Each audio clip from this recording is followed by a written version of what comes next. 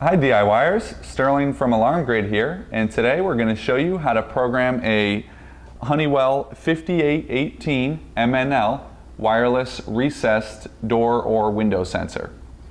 The 5818 MNL is different than most of our surface mount contacts that we show, like the 5816, which is a more traditional door and window sensor. The option to use a recessed sensor is very nice for anyone that doesn't want their security system to take away from the decor of their home. So instead of a surface mount sensor where you got your contact visible on the outside of your door and your window, a recessed has a case where you actually drill into the door and you mount it so that it's flush with the door and not visible when the door or window is closed. So a little bit more involved on the installation, but makes for a very nice clean look and feel. So we're going to now show you how to program this sensor into our LYNX Touch L5100 system. So the first thing we want to do from the home screen is More, and then Tools. And enter our installer code. We have our panel set to the default 4112. And to get into programming mode, you hit Program.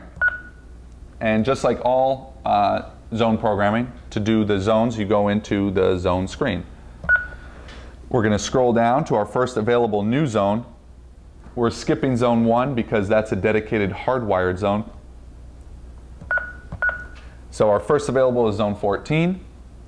Toggle it, click Edit, and here's our zone screen. There's a few values that we have to set. The first and most important is the serial number. That is how you learn this device to this panel. So there's two ways to do the serial number. You can click in and you can simply type your serial number. All of your Honeywell wireless sensors will have a barcode sticker or a sticker that has an alpha and then A for alpha and then a 7-digit number. That 7-digit number is the serial number, the unique identifier that tells the LYNX Touch to look for this sensor. So you can type it in and click Done, or easier than that, especially if you've already installed it and you can't get access to the sticker, is you simply activate the device 3 times. So we have our recessed magnet, which will get drilled into the door or window opposite the sensor. You would put it to the sensor, move it away, it beeps once, do it a second time. It auto enrolls the serial number. You can see that the number matches 0797569. It gives it a loop number 1, which is the correct program loop for this type of sensor. And a third activation automatically saves it, kicks you back to this screen so that you can enter in the rest of the information. So now that it's programmed in, we want to name the zone. So we're going to put this in our living room west window. So what we're going to do is zone description 1. We're going to choose living room. The way to navigate the zone description field is you type the first letter of the word you want. Laundry. It'll now give us all of our L words in the available library, and you use the down arrow to scroll. Laundry room. Left. You can see it's in alphabetical order. If you want to skip down to the word you want, you can choose the next letter. Library. So living room is LI. We just skipped over to the LI words, and if we scroll down, Light. Line. Liquor. Living. we have living. We actually also have Living room. living room. So that's a way to cheat and get 2 words in one. So we're going to choose living room. We're going to install 2 of these. We have 2 living room windows, so we're going to name this one living room west window. So we go into zone description 2.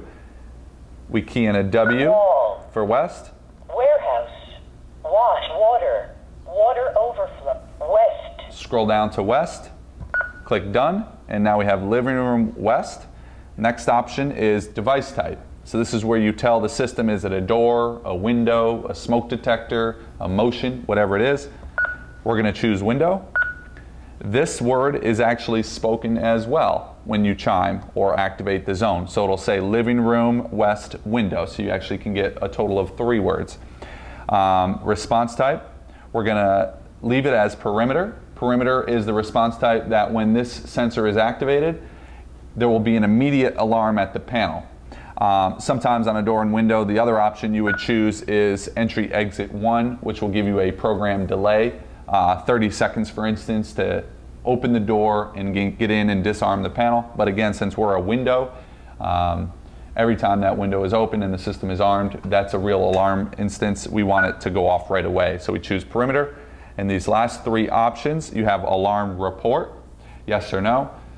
This will tell the system, if this alarm is triggered, should I be sending this information on to a central station? So if your system is monitored, if you have alarm monitoring service, then you want to have that set to yes. Chime is a toggle option, yes or no. Basically, when the window is open, do you want the panel to beep and speak the zone name so you know that that window is open? For our purposes, we want that on. We're going to toggle it to yes. And then lastly, we have supervision, and it's either supervised or not supervised. We recommend that all of your sensors be supervised. What that means is the panel will check in and make sure that it sees this device so that if it lost battery or lost range, you would know about it. So we always want to choose supervised. We click save. We have our living room west window learned in now. And if we back out to the home screen, right now we're ready to arm because the magnet's touching the sensor, simulating that the door, or rather that the window is closed. As soon as we open the window, living room, west window. The panel faults, tells you the zone that was tripped, and shows you that it's not ready to arm. That way, in case you didn't know your living room window is open when you go to arm the system, it'll warn you and tell you, hey, you got to close the window before you arm. Close it up, system's ready to arm, and then you can go ahead and arm your system. So that is how you program a Honeywell 5818 MNL recessed door and window sensor. If you have any questions on programming that, please leave us a question in the comments section below. And make sure to subscribe to our YouTube channel to see all the new videos that we'll be releasing.